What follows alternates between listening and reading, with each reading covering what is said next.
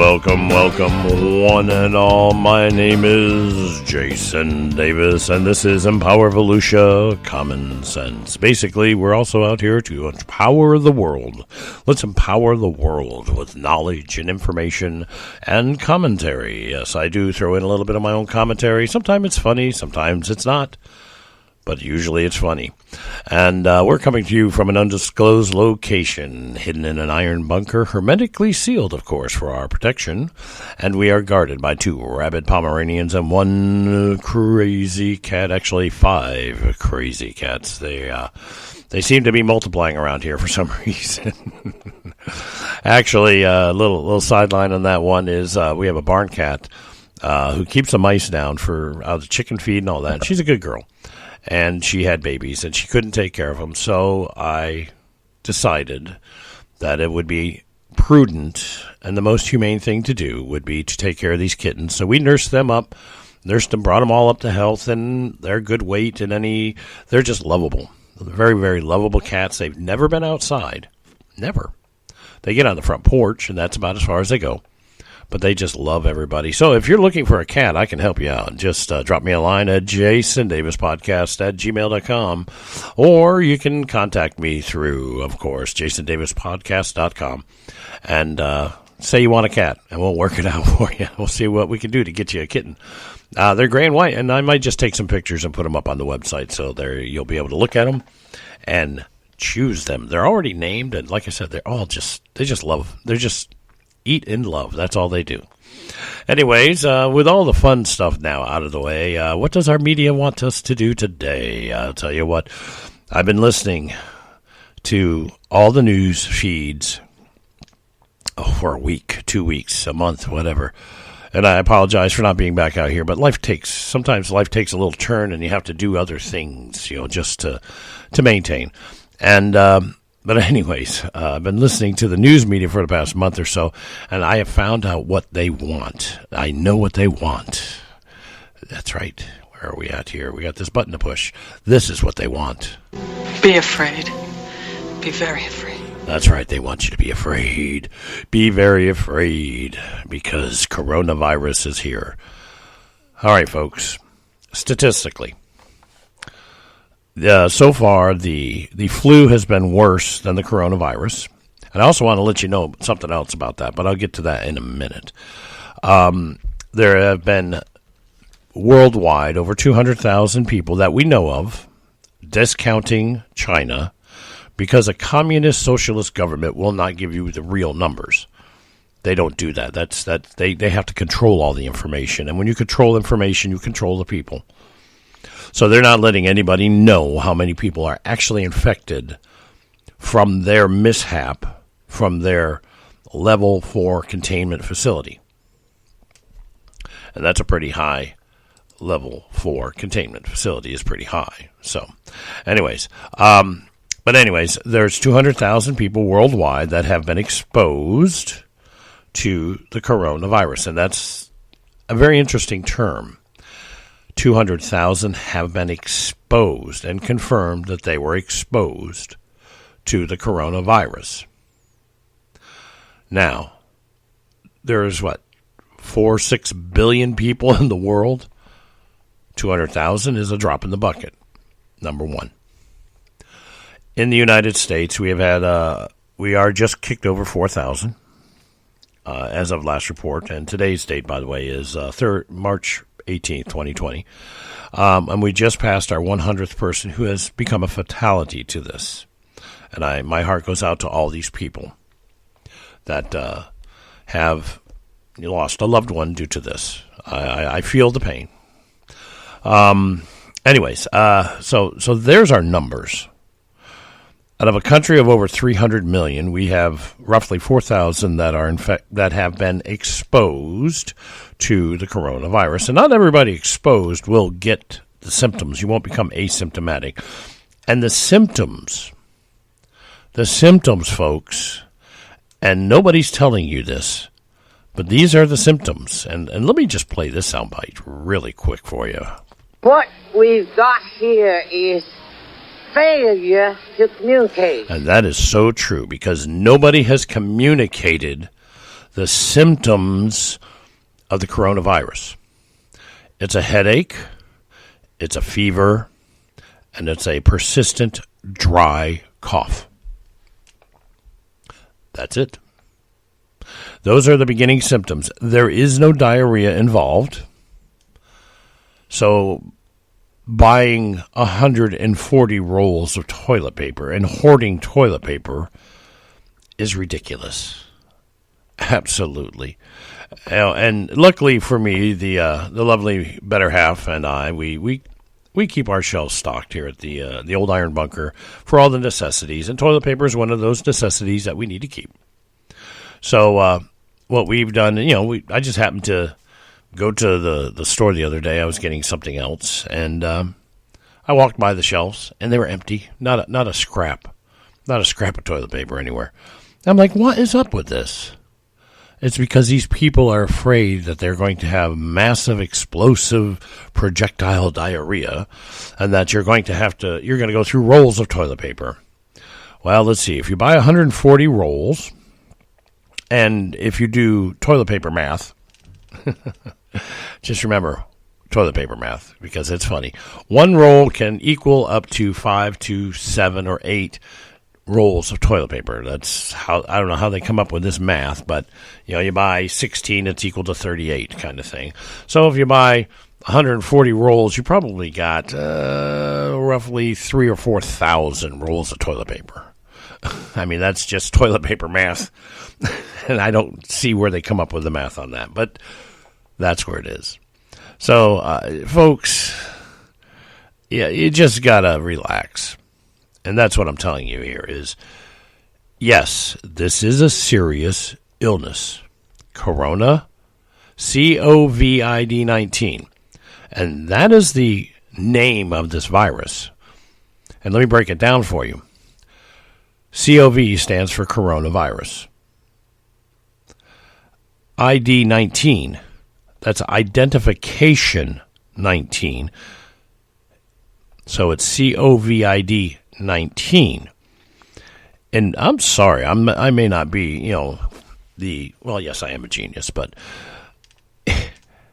COVID-19 means to me that this is a man-made virus, and there were 18 others made. Now, why would you make a virus like this anyways? I mean, why? Germ warfare is not a very effective way of doing a battle because you can't control where the germ goes. Biological warfare. And I've been to nuclear biological chemical warfare school. So I do understand the downrange projections. I do understand wind speeds and all the things that we need to know. And that was in the military. And from the military standpoint, do you want to know the best way to combat biological warfare? It's simple. It's called wash your hands. That's it. That's what they teach us. You keep sanitary environments, and you keep your hands clean. Simple. I don't quite understand how people are having such a bad time with this, but just wash your hands. Okay? And if somebody is coughing, just kind of step away from them. Or if somebody is sneezing, just step away from them. You don't have to hoard thousands of rolls of toilet paper because, believe it or not, folks, we will, as everybody has said, we will get through this. We will get over, this will pass. This is not the zombie apocalypse. We are not going to, we're not going to see that kind of stuff going on. People are going to get sick. And yes, unfortunately, there will be some fatalities in this issue. But just relax. Just be calm. Relax. What more can I say? Just calm down, folks. Quit going nuts. Surely you can't be serious. I am serious. And don't call me Shirley. That's right. I'm serious. I leave the old iron bunker every once in a while. I'll break that hermetic seal, and I will walk out the door, and I will go out, and I will go to the store. And I will buy whatever I need to buy, and then I will come back to the house. And when I come back to the house, I go in the bathroom, and I wash my hands with an antibacterial soap. Yes, use an antibacterial soap. And you lather it up for a good 20, 30 seconds, and then you rinse your hands off and get all the soap off your hands. You're fine. You will be fine. Unless somebody came right up to you with the coronavirus and sneezed on you, which is possible, or coughed on you. I'm trying to be neat, nice and calm. You're really not in a deep, serious problem. Now, we do know that the people that are expiring from this, the fatalities of this disease, these people are generally elderly. And it's not because you hit a milestone in age. No, there's several theories about this, but the big theory is it's people with compromised immunity systems, upper respiratory issues, like people who are on oxygen. That means that their lung function is not 100%. So they're on oxygen to help do what they, to help breathe. Those people are very vulnerable to this virus. People who are drug abusers, who are smoking crack cocaine, who are, that are, just, you see the people. They look sickly, and they just got to live for that. So drug addicts are very susceptible to this system.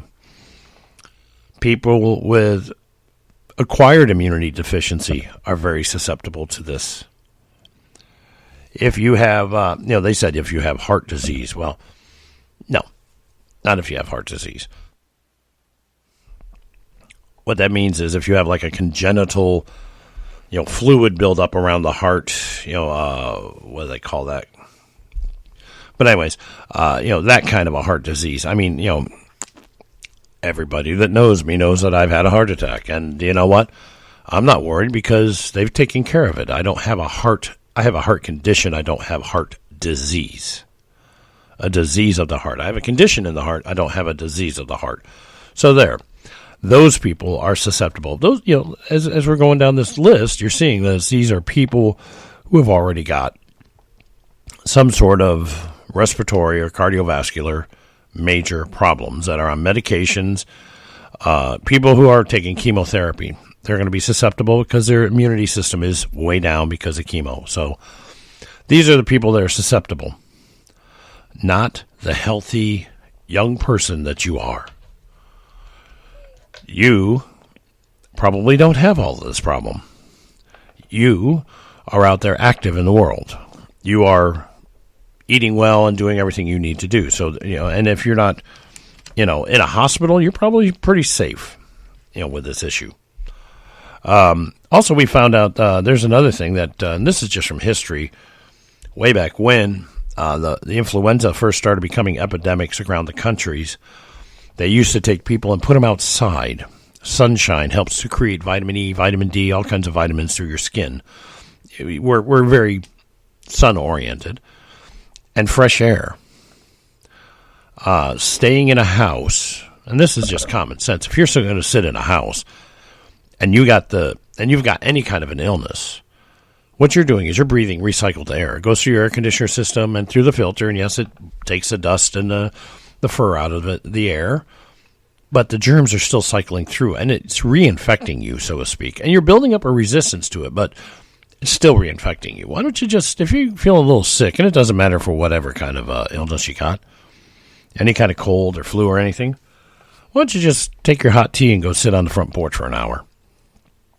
Get a little sunshine on you. Get some fresh air into the lungs. Maybe walk around the yard as much as you can. I've always been a firm believer that a little bit of exercise, no matter what it is, helps. And it does. I mean, I can tell you that it does. So, this is what we've got to do, folks. So, there you go.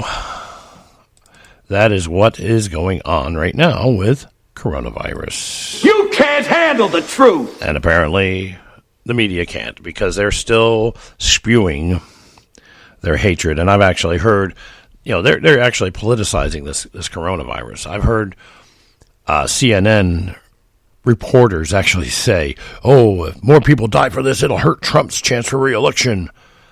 Folks, I don't think so, because Donald Trump is not in charge of the group of people that's doing anything. No, that's Vice President Pence is in charge of that. I watched it when Donald Trump says, "I am turning this over to Vice President Pence because he knows how to deal with this because of his previous positions." I'm like, oh, okay, cool. He's got it. The President of the United States has got enough on his plate without having to try to micromanage everything. So there's that. And they're fighting it. And, when Donald Trump says, "Oh, I need this and this," and Congress is like, "Well, we don't know about that. They're not doing anything in your interest." I mean, they fought against the corona testing unless it had some sort of abortion part in it, and that got, of course, wiped out. Thank goodness. And, this is a coronavirus bill. It should have just been dealing with the coronavirus. That's it. So, anyways.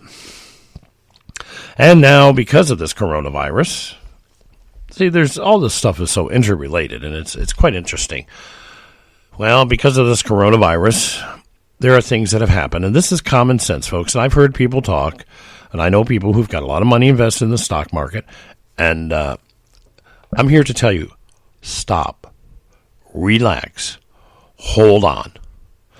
If you don't have to take money out of the stock market, I wouldn't. I would not. If I had any money in the stock market, which I'm just a poor working stiff who didn't make any money when he was Congress because I didn't, or government because I didn't take any kickbacks. But those people that have money in the stock market, instead of jumping off the building like in 1929, maybe you need to just sit back, relax, and let this run its course. It's going to be about 45 to 60 days, they project. And these are the big brains that are thinking this through, that are saying, "Oh, yes, it's going to peak in about 45 days and then come down." And this is history that we are talking about. So, okay, in about 60 days, the stock market will once again rally and go back up. You going in there and saying, "Oh, I got to take all my money out," you are part of the problem. Because apparently you don't know what the stock market does. When people take money out of the stock market and cash out, the market drops. It's on a volume of bonds and shares sold. And if you start taking it out, you're selling it. You're dumping it. You're putting all this back into the market for somebody else to buy, and nobody's buying it. So you're cashing in, and you're causing your own problem. That's right. You're causing your own problem. It's this is a self-perpetuating issue. There you go again. That's right. Just like in 1929 and in 2008, people ran in and just started dumping stock. And when you put too much stock on the market, then the market falls because of value of the volume and all that. Just hold on. But this does do something else for all the rest of us. There is a silver lining to all of this situation. And I do like to bring up some good points. One is, because of this coronavirus, Russia and the Saudi Arabian government are having a fuel oil war. This started right around the time coronavirus started coming out. And they decided they were going to have a price war. So they had a price war. And the price of crude oil has dropped and dropped and dropped and dropped and dropped. What does that mean? Well, that means today you could go down to the gas station. I can buy gas for under $2 a gallon, whereas 4 months ago I was almost at $3. That's a big, big savings. And it's helpful to us, Joe Average citizen of the United States, because now, instead of going to the gas station and putting $45 of fuel into my car and going, "I don't have any money for lunch to go to work," today you go down to the gas station and you put $20 worth of gas in the car and almost fill it up. And oh my goodness, I've got $20 left over to go to lunch or to stop at the store on the way home and buy, milk and cereal for the kids or crackers or cheese, or maybe I can buy some meats. Maybe I can splurge a little bit, which is a good thing. More money in your pocket, folks. I can't see a single person who doesn't want more money in his pocket. Even Bernie Sanders and Joe Biden want more money. And, of course, that's another political statement, but we know if they are elected, either of those are elected president, they will instantly become hundreds of millionaires because, well, we know that. So there you go with that. So, another thing that the stock market has done, I had to replace a breaker in my6house. Had a breaker go bad. It kept popping. So I said, I'll just go down to the store and get one. Oh, my gosh, here we go. Because I looked at the price of these things a couple of months ago because I knew the breaker was getting weak. So I finally went down 2 days ago and said, I need a breaker. I need this breaker for this breaker box. And the guy goes, all right, here you go. I said, how much is this going to cost me? He says, $11. I said, what? $11? He goes, $11. And I'm sitting here thinking, because I looked at the price of this particular breaker. It's a double breaker thing. It was $45 3 months ago. See, when the stock market comes down, prices come down also because in business, it's about supply, demand. You have a big supply, or if you have a big demand, you get to charge bigger prices. But when everybody is sitting at home under quarantine, self-quarantine too, folks, you're just self-quarantine, then there's not that much of a call for it, so the prices drop down. They have too big of a supply, not enough demand. If they have a moderate supply and a big demand, they can charge more prices because more people want this product. This is simple business 101, folks, and that's exactly what's happening with the gas. We are producing more fuel here in the United States than any other country. We are the major exporter now, once again, and prices are come down. Amazing how capitalism works for America. Now, yes, there are going to be some people that are going to be out of work. I know a couple of industries that are taking a hit from this coronavirus. The only thing I got to say, folks, is you just got to hold on. Just hold on. Now, these corporations, of course, a lot of them I heard are paying their employees through this problem. And I hope they hold true to it. I've heard the government is going to give us a relief, whether it's through taxation or monetary value. Or if they just say, you know what, everybody hold off on your mortgage this month. That would be a help for me. If they said everybody holds on their mortgage, no penalties for not paying this month, and hold your mortgage. That helps a lot of us. That would be a really great idea. We'll see how all this works out. The president and staff and the Congress and the Senate, everybody is trying to make this work for us so nobody suffers horribly bad. We need to work with our government. We need to try to just maintain. I stay at the house mostly now, and so that's a good thing for me. And so we just stay here, and we're safe in our own home. So if you just stay home, and if you got kids, just let them know that just stay home. You don't need to be out there right now, and because you can get sick. I'm not saying you can't, but you can. But the dry cough and the fever and the headache is about all you're going to get. And it will last about 4 days or so, and then you start feeling better. So just maintain, wash your hands, try to stay out of large groups. So that actually will help Joe Biden and Bernie Sanders, because they don't really ever have large groups. So they get 7 or 8 people together. That's the biggest group they've had in a while. So anyways, we'll see how all this works out.